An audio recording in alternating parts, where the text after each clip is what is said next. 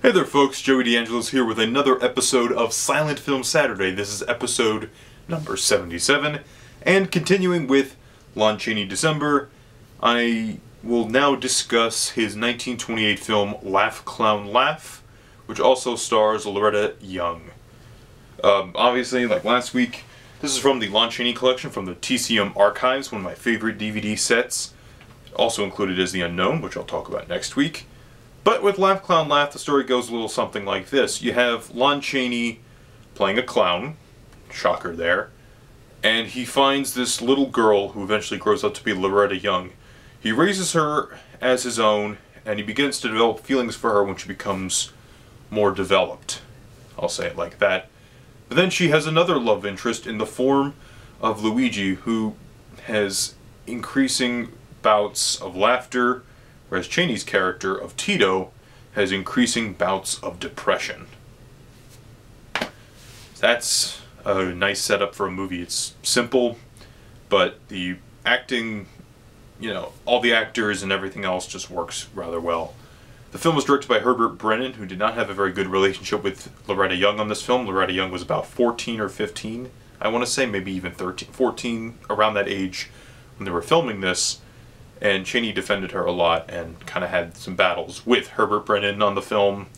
Herbert Brennan would eventually be nominated for an Oscar for Sorrell and Son, if I'm not mistaken, as a director, and he also directed the 1924 adaptation of Peter Pan. And Loretta Young, well, you know who Loretta Young is.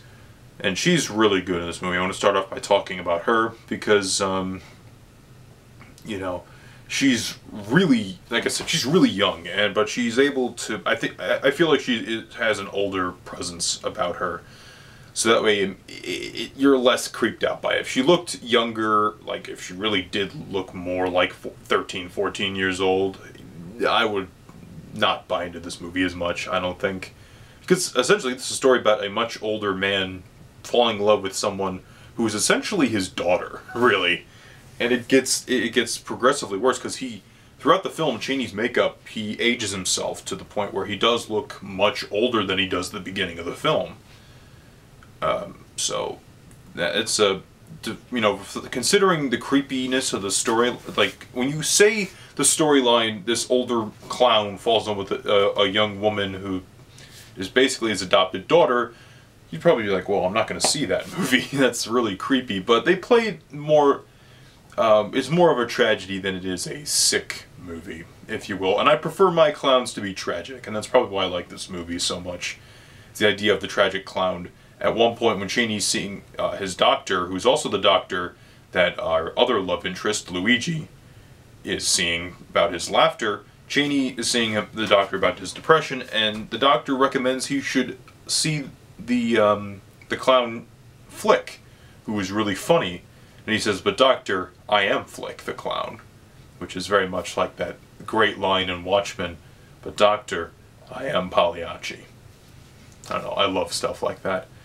And of course, Chaney is magnificent in the film, obviously ranging from his makeup to his physical performance. One of my favorite scenes in the film is where he finds out that the Loretta Young character, Simonetta, is going to marry Luigi, and Tito, who's Flick the clown, it has to bow to the audience to get over his bouts of his crying.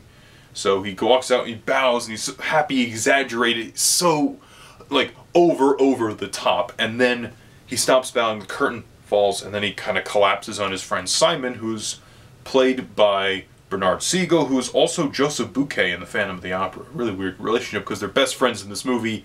And Chaney kills Bernard Siegel in The Phantom of the Opera. Minor spoiler alert. But I think that's what moments like that in the movie really worked out for me. Or like in that same sequence of events, you see Chaney is like at the one end of the room and is able to see that in the dressing room that Luigi and Simonetta are kissing. Just a great sequence. There's also a lot of great little bit moments in the film when Chaney is trying to make her happy. She's really sad because she doesn't want to leave Tito, but Luigi's a good guy too, So he's trying to, you know, make her happy, doing all these really gags which are amusing, but you can just see it's just not getting to her, and he's kind of really frustrated and just saddened by that he can't really satisfy her. Interesting fact, this movie actually has 2 endings. The other one is lost, unfortunately. There are details on the ending, but I will not spoil it, because you should see this movie and, well, check it out. In addition, there's a insightful commentary track by Michael F. Blake, like there is for the other 2 films on this package. And of course, there's Robert Osborne introduction for this overall set that you should check out, and the documentary about Lon Chaney, A Thousand Faces. So, I have to say, this is a very good Chaney film. I'd say probably put Unknown, Laugh Con Laugh, and The Ace of Hearts as like my ranking of this box set in those 3 films. So next time on Silent Film Saturday, I'm going to be talking about one of my favorite silent films, 1927's Unknown, directed by Todd Browning, starring Lon Chaney, Joan Crawford, and Norman Carey. See you guys next week.